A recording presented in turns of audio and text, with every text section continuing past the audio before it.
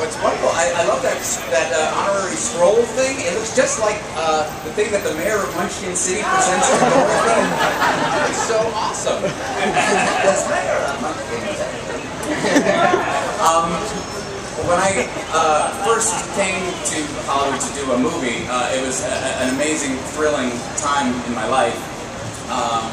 I did all the great touristy things. I came to the Walk of Fame, you know, but for some reason, this city has always felt home to me and been incredibly welcoming.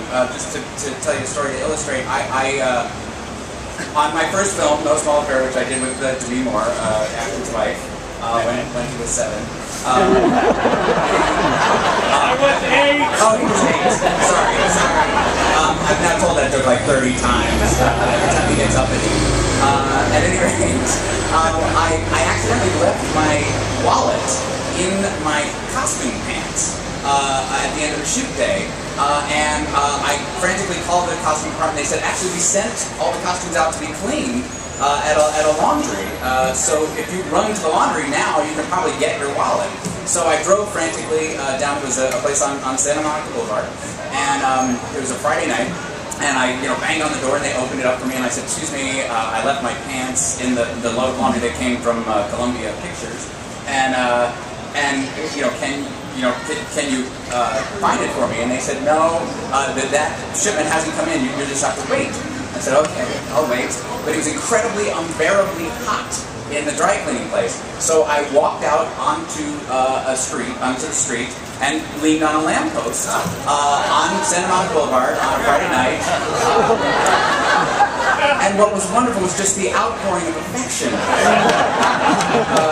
There's people honking, and some very nice gentlemen offered me money and a place to live. People were asking me if I was from out of town.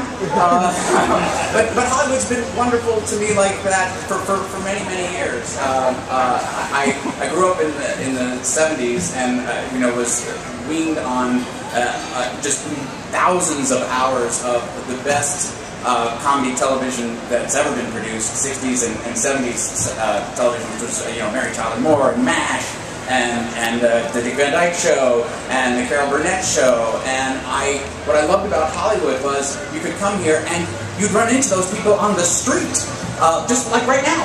I ran into Vincent Price walking down Sunset Boulevard, and he was lovely. I adored all the cast of, the Carol Burnett Show, Carol Burnett, Harvey Korman, Tim Conway, Vicki Lawrence, even Lyle Waggoner. You can run into Lyle Waggoner here. It's awesome. And I just had a wonderful little Hollywood moment, actually. Things have been a little crazy the last few months on our show and in my life, and we got just a single flower delivered to our house the other day, and it caused a minor security stir. We were like, "Oh my God, what is it? Is it a threat?" Because we had people staking out the house and all that stuff, and tentatively opened the envelope, and it was a note from Carol Burnett.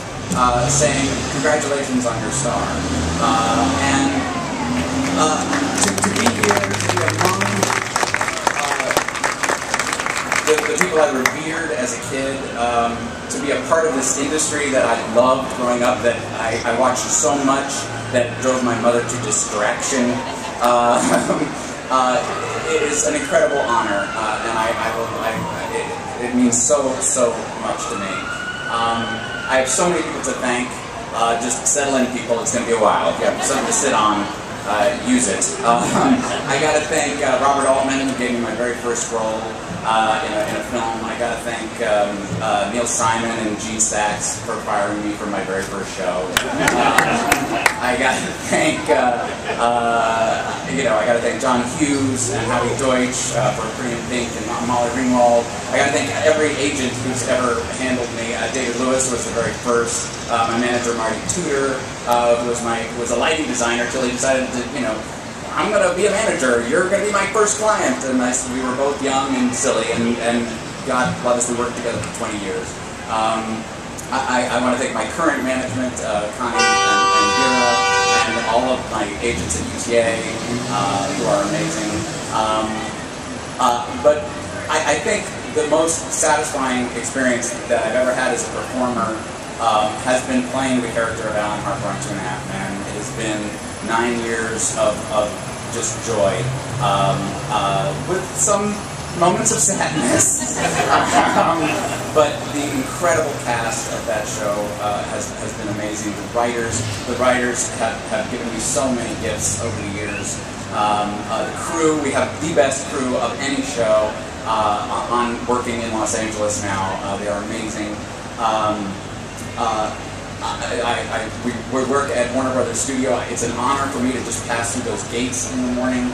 I'm so grateful to Peter Roth and Rich Rosenblum, but I do have to say a real word of thanks to my co-star of 8 years, Charlie Sheen, who gave me so much as a performer, and who I enjoy working with so much. But perhaps more importantly, I feel the need to thank Chuck Lorre and Lee Aronson, who, when they saw somebody who was clearly in distress, took every possible means to try and help their friend, and who, you know, when it came time to make the ultimate decision, which was someplace that nobody wanted to go, did something that, in my belief, saved my friend Charlie Sheen's life. And I am grateful to them, and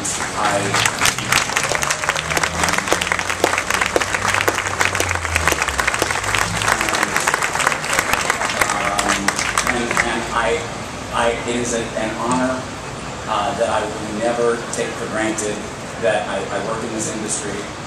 I am so grateful to my family for having supported me, my mother, my father, my wife, and my son Charlie, and my daughter Daisy, who also, by the way, loves when I sing Jingle Bell Rock.